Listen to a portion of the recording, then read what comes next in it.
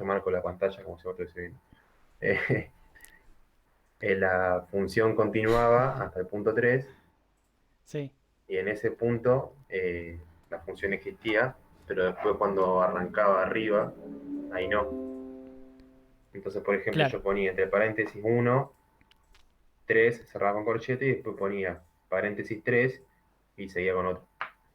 Claro, o sea, intervalo de continuidad sería, entonces, lo pongo Bueno, directamente para así. que te muestro Ah, dale.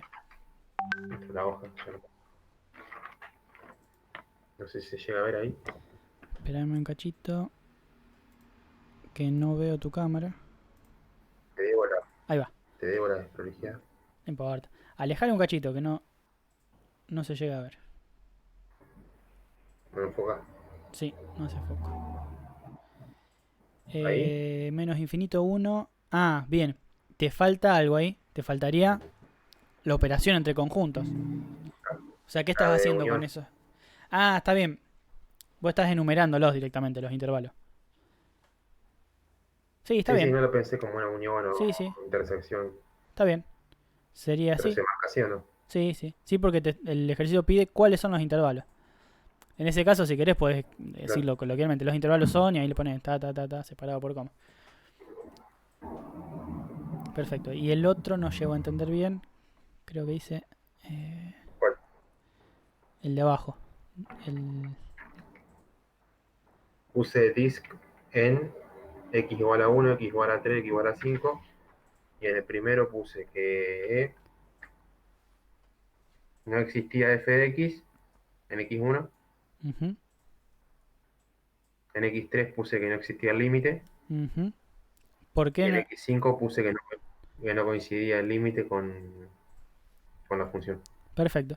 O sea, ¿cuáles son los intervalos? Eso que vos mostraste, de menos infinito hasta uno, desde Ahí uno le agrego arriba lo de unión, así no me olvido. hasta 3. No, está bien. Porque pregunta cuáles, o sea, no estaba leyendo la consigna. Te pide cuáles son los intervalos. Y los intervalos son ese, desde uno hasta 3, Claro. desde 3 hasta 5 y 5 infinito abierto. ¿Sí? Esos son los intervalos de continuidad. Los intervalos en los que la función es continua. Es decir, los intervalos en los que se cumple la definición. ¿En dónde la función es discontinua? Y es discontinua en x igual a 1, en x igual a 3, en x igual a 5. Ahí en el caso de cuando vos haces el intervalo de 1, 3, no se pondría, por ejemplo, el 3 con corchete y después arriba, o sea, el que sigue sería, Bien, vos queda tenés con que, paréntesis. claro, vos pensá lo siguiente, para el intervalo vos tenés que tratar de considerar todos los valores en los que la función es continua. Para que la función sea continua, en 3, o sea, incluirlo acá es decirme Sí, el 3 en 3 la función es continua. ¿Sí? Entonces, ¿qué hay que hacer? Hay que analizar qué pasa en los... Está bien la pregunta porque es un error común. Tenés que aplicar la definición en 3. Entonces vos agarrás el 3 y decís, bueno, ¿qué pasa en 3? ¿Existe fx en 3? O sea, ¿existe f3? Sí, existe. ¿Existe el límite en 3? No. Claro. Entonces ahí el problema es que no existe el límite. Más allá de que f3 coincide con el límite por izquierda, el límite por derecha sí. no existe No. y entonces el límite no existe. Entonces por eso la definición no se cumple. ¿Sí? Y por eso, como no existe el límite en 3 la función no es continua y por eso no lo incluyo. ¿Está? Ajá. Bien, y después me pregunta por qué. En el primer caso, bueno, ya lo dijo Rodri. Acá, ¿existe el límite? ¿En cuál, profe? No sé qué preguntas. Ah, sí, en este alrededor del uno. Se me perdió el lápiz. Acá. Están viendo las anotaciones en verde, ¿no? Porque ya veo que yo Sí, estoy Sí, sí. sí. escribiendo. Ya veo que estoy escribiendo y no lo veo. Acá en x igual a 1, la función no está definida, o sea que directamente El límite existe, pero no existe la función. O sea, se tiene que hacer Claro. siempre esas tres preguntas. Si existe la función, si existe el límite y si coinciden las dos. Entonces acá no existe la función. Acá existe la función, pero no existe el límite. Y acá existen Ujú. las dos, pero no son iguales. En 5. Entonces son tres distintas formas de discontinuidad. ¿Cómo se llama esta primer discontinuidad? La que está en x igual a 1, de todas las que vimos. Primero, ¿es evitable o no En la evitable? clase, Eso. Y esta sí, que está acá, evitable. y esta que está acá también es evitable. Y esta que está acá, De esa tenía duda, no me acuerdo cómo se llamaba o cómo se marcaba. bien. ¿Alguien se acuerda? No, no, no. Bien, vuelvo para Salto atrás. finito, ¿no? Exactamente. De salto finito, exactamente. Ah, claro. Es una discontinuidad de salto finito. Sí, sí. De primera especie de salto finito. Para la discontinuidad de salto finito me faltó acá poner algo. Por ahí para que lo agreguen. Lo que pasa con la discontinuidad de salto finito es que si yo agarro el límite, cuando x tiende a... Bueno, faltó definirla formalmente, digamos. Cuando x tiende a por izquierda, y cuando yo agarro y le resto el límite... Uy, ¿qué hice? Cualquier cosa.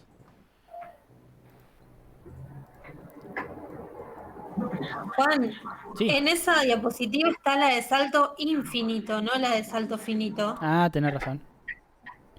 Gracias, dama. Ahí está. Ahí vas a poder explicar, si no se iba a complicar. Gracias por avisarme ahora, porque si no iba a estar 10 minutos cuando termine. Iba a tener que volver.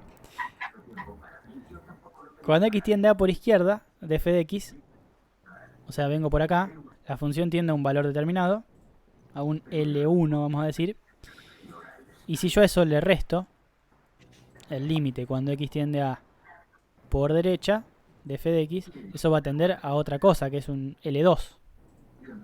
Es decir, que va a existir un salto acá, un salto finito. Esto que está acá se llama delta, qué sé yo, delta I, sí, o delta L, le podemos decir. O sea que podemos decir que existe, esa sería la forma de definirla formalmente. ¿Cómo se define la discontinuidad de salto finito? Y yo sé que va a existir un límite que va a tender a un L1 por izquierda, va a tender a un L2 por derecha, y entre esos dos va a existir un valor mayor que 0, o sea, delta I mayor que 0.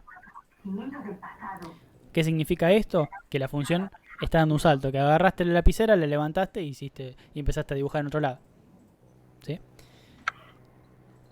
Bien, entonces acá teníamos una discontinuidad de salto finito. ¿Cómo sería de salto infinito? Y que acá haya una asíntota, por ejemplo. Bien, les iba a dejar este ejercicio para que hagan ustedes, pero me parece que nos vamos a quedar sin tiempo, porque tuvimos toda esa introducción larga, así que se los voy a dejar para que lo hagan la semana. Y les enuncio solamente algunos teoremas que no lo vamos a demostrar, se demuestran con la ley de los límites. Les voy a mostrar la demostración después por video, para que no perdamos tiempo acá, porque no son difíciles, pero son medio largas. Lo mismo que las demostraciones de las leyes de los límites, van a ver que no son difíciles de entender. Usan un poquito de álgebra, un poco de factorización y nada más. Pero como son largas, por ahí me parece que podríamos aprovechar el tiempo para hacer otra cosa acá. ¿Qué dice acá? ¿Qué dicen estos teoremas? Que si vos tenés una función f que es continua y otra función g que es continua en todo su dominio, entonces f más g va a ser continua, f menos g va a ser continua, c por f, o sea, c va a ser un real, c por f va a ser continua, f por g va a ser continua, y f sobre g va a ser continua si g en a es distinto de 0.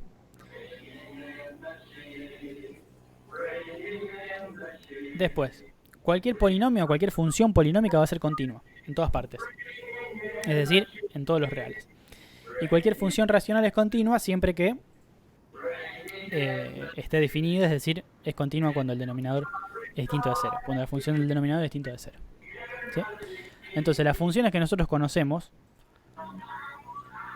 son casi todas continuas. Yo les digo, por ejemplo, una función lineal, cuadrática, e incluso las trigonométricas, las exponenciales, las logarítmicas, son todas continuas. Y si hablamos de discontinuidad, o sea, de considerar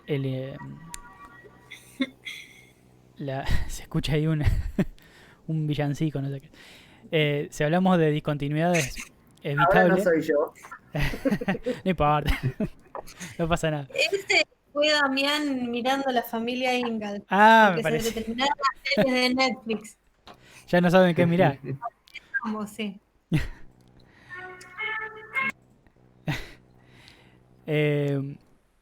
Cualquier función racional es continua, las trigonométricas son continuas, las exponenciales son continuas, las logarítmicas son continuas, excepto alguna discontinuidad evitable o alguna discontinuidad infinita en un punto. Por ejemplo, las racionales, nosotros hemos visto, yo tengo la función 1 sobre x. ¿Qué puedo decir de esa función? ¿Es continua en todo el dominio o tiene alguna restricción? Cuando x tiende a 0, cuando x es igual a 0 no. Claro. Pero ¿qué pasa con x igual a 0? Ese valor no está en el dominio de la función. Entonces, podríamos decir que esta función es continua en todo su dominio. ¿Está? O sea, en x igual a 0 tenéis una discontinuidad infinita, pero en todo el dominio la función es continua. Y algo que vamos a... Restringiendo el dominio se puede Exactamente. determinar la continuidad. Exactamente. Vos podés limitar el dominio. Recordá que la función siempre... Lo que vos podés controlar es lo que pones en la entrada. Entonces, ¿qué pasa? Capaz que vos tenés una función exponencial. ¿Sí? Y la función exponencial tiene... Si querés lo podés pensar como que la asíntota es una discontinuidad. Porque nunca... En realidad no, la exponencial sí es finita. Pero tenés una función logarítmica. ¿Sí? Podés pensar que en la asíntota tiene una discontinuidad de salto infinito. Ahora, si vos definís el dominio a partir de un punto determinado, la función va a ser continua. Y de hecho todas las funciones que nosotros vimos son continuas. Las exponenciales, la logarítmica, todas las que sean trascendentes son continuas, si limitamos el dominio. De la definición de continuidad se puede llegar a demostrar este teorema, que es el teorema del valor intermedio, que vamos a tratar de interpretarlo y ya terminamos con la clase de hoy.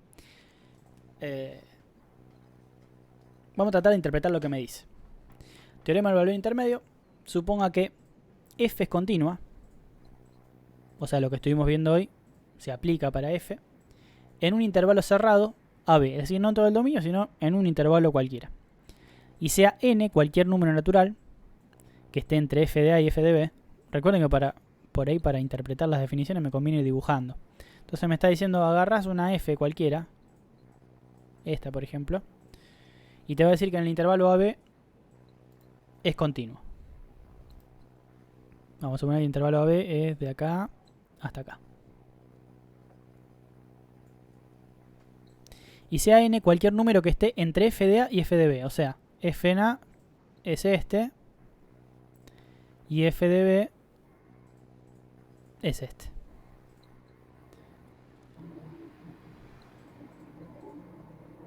O sea que n va a estar en este pedazo de recta. ¿Hasta ahí vamos? Donde f de A es distinto de f de B. O sea, no voy a estar tomando un A igual a B, es decir, no voy a estar tomando un intervalo formado por un solo elemento. Esto no va a pasar. Ahí f de A es igual a f de B. ¿Sí? No voy a tomar ese intervalo, sino que va a ser un intervalo abierto, no formado por un valor único. Entonces, existe un número C en AB, o sea, ahí va a estar el C, de manera tal que f en C, no me salió muy derecho, para nada derecho, vamos a ponerlo acá el C.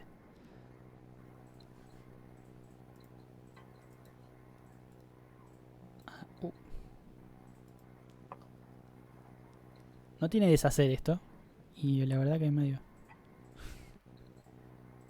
No tiene control Z, así que bueno, el C va a estar ahí, ¿sí? Tal que f de C es igual a n. O sea, tengo una función definida en este intervalo, AB, y en ese intervalo es continua. O sea, la dibujé sin levantar el lápiz. Se cumple que el límite es igual al valor de la función esperado en todos los puntos de ese intervalo. Entonces, ¿qué va a pasar? ¿Qué me dice? Que vos podés agarrar cualquier punto de ese intervalo.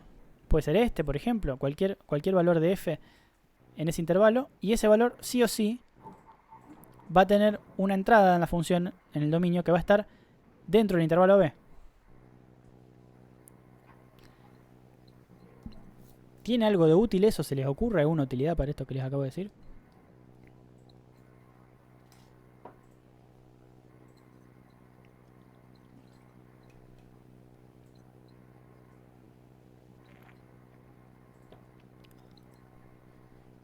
O sea, vamos a Para pensarlo. analizar continuidad. ¿Para qué? Para analizar la continuidad, te aseguras que algún punto entre medio de ese trayecto sea continuo, sí o sí, por el teorema. Claro, pero vos fíjate que acá arranca diciendo que f es continua. O sea, vos ya sabés que es continua. Si no, no podrías aplicarlo. Lo toma como condición para que se cumpla el teorema. Si vos sabés que f es continua, ¿qué te dice este teorema? Que vos agarrás cualquier valor entre f de a y f de b, que por ahí cuando lo interpretan bien van a decir, pero me está diciendo una pavada, y en realidad es bastante útil. O sea, acá tengo f de a y acá tengo f de b. Si yo tomo cualquier valor entre f de a y f de b, y este es a, no, este es, sí, es a, y este es b, ¿qué me dice el teorema? Que cualquier punto que yo tome intermedio entre a y b, sí o sí, el dominio va a caer ¿en dónde? Entre f de A y f de B. Claro, entre a y b. Si yo tomo cualquier valor entre f de a y f de b, por ejemplo tomo este que es n1, va a tomar un c1, y si tomo este n2, va a tomar un c2, y si tomo este n3, sí o sí va a tomar, mira, más de uno. Un c3 y un c4. Y todos esos c están dentro del intervalo b. Están entre este valor y este valor. ¿Sí? Nuevamente, ¿qué dice? Si yo tomo un pedacito acá, sí o sí va a caer en este pedazo que está acá de intervalo. Siempre va a tener un valor intermedio. Entonces, la aplicación que tiene más útil eso es probar ceros de funciones. Probar que existen ceros de funciones. Y muchas veces nosotros necesitamos saber el valor exacto del cero de una función. Ustedes, por ejemplo, tienen un polinomio como esta que está acá. 4x cubo menos 6x cuadrado menos más 3x más 2 igual a 0. ¿Sí? Ustedes en álgebra vieron algunas técnicas y en cálculo también para encontrar las raíces de esa ecuación. Porque encontrar las raíces de esa ecuación sería resolver un problema. O sea, ¿para qué te sirve esto en la vida real? Suponete que vos agarraste, tomaste todos los casos de contagio del virus del COVID-19, por ejemplo, los metiste en un software y te dio esta nube de puntos. Entonces vos qué haces, agarrás, lo aproximás con un polinomio y si vos podés modelarlo en una función matemática, podrías tratar de predecir el comportamiento futuro analizando esa función. Entonces, si vos tratás de buscar valores específicos, seguramente vas a necesitar resolver una ecuación de este tipo. O sea, esto tiene un montón de aplicaciones. Pero, digamos, ¿cómo haces para resolver esta ecuación? Si te dan una calculadora, un lápiz y un papel.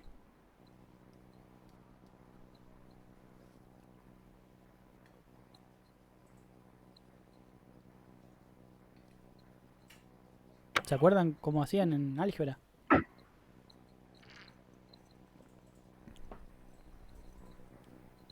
Sí, se puede factorizar. Ajá. ¿Y cómo harías? Porque ahí, digamos, no podés factor común, no podés usar... Con Ruffini era. Claro, con Ruffini, pero con la regla de Ruffini vos podés... En realidad, la regla de Ruffini es para la división del polinomio. Vos usás el teorema de Gauss Claro, y sí, decís que las posibles raíces pueden ser ¿cuáles? Acá.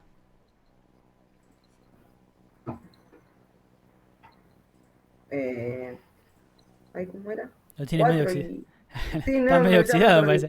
parece. Tomo el De- coeficiente principal, esa, Los divisores de A y los divisores del término independiente. exactamente. O sea que tengo más menos 1, más menos 2, No estaba tan perdido. más menos 4, más menos 4, y para de contar. Si querés, puedes poner más menos un cuarto, más menos un medio. O sea, puedo empezar a hacer fracciones con eso. Y nada más. ¿Sí? O sea, acá puedo tener 1, 2, 3, 4, 5 por 2, 10. Son 10 valores posibles para las raíces. Bueno, prueben eso.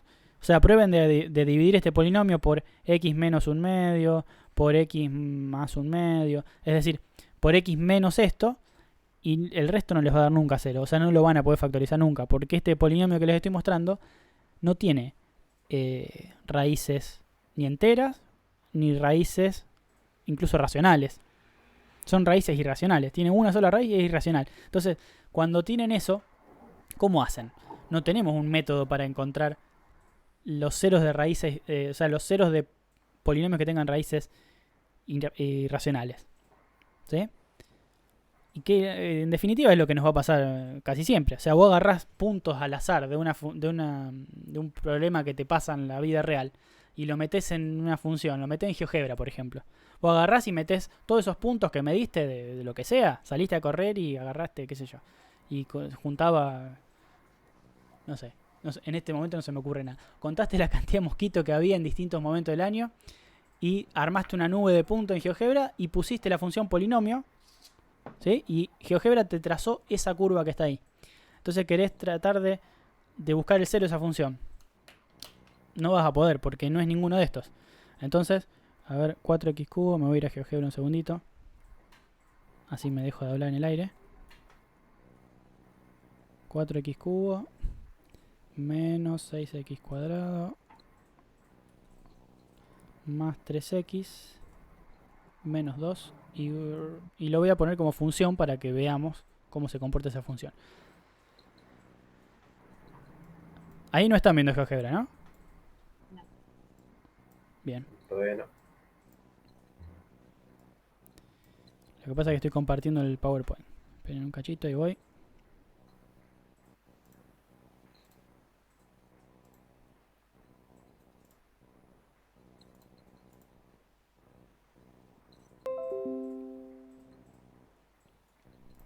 ¿Ahora sí? Sí. Perfecto. Bien. Esa función que está ahí, ¿tiene ceros? Sí. Sí, tiene ceros. Entonces, vemos ahí acercando, haciendo zoom.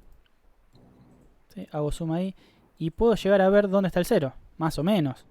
Y en realidad, cuando yo lo aplico a un problema real, no voy a necesitar saber exactamente cuál es. Esperen que voy a mover los ejes. Yo en un problema real no voy a necesitar saber exactamente cuál es el valor. Normalmente, si yo lo quiero aplicar a algo, me alcanza con tener una aproximación. Entonces, mirá lo que hago. Hago así. Acerco acá.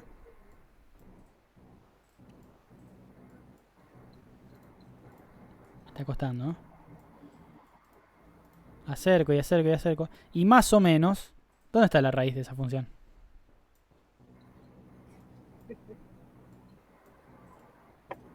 Más o menos. ¿Dónde ven la raíz?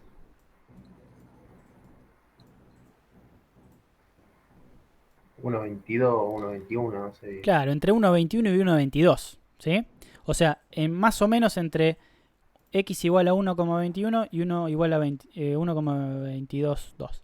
Entonces, normalmente para los problemas reales me va a alcanzar con tener una aproximación.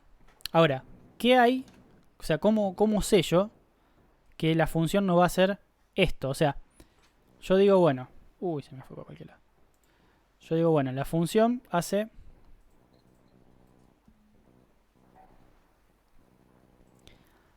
La función, yo veo que justo pasa ahí entre 1,21 y 1,22. ¿Sí? Veo que ahí pasa por el 0. Pero no puedo precisar exactamente los valores. Entonces, ¿para qué me sirve el teorema de valor intermedio? El teorema de valor intermedio me dice que si yo tomo este valor en el que la función... ¿Cuánto puede valer acá? La función. Más o menos, digamos un valor. Menos 1. Claro, 0 menos 0,1. ¿Y acá cuánto puede valer?